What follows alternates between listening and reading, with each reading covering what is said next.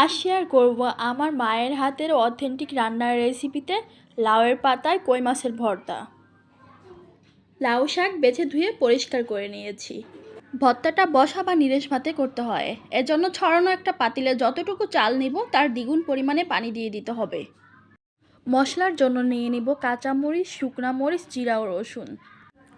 ধুয়ে চিড়ে রাখা মাছগুলো সব মশলাগুলো যোগ করে দিতে হবে।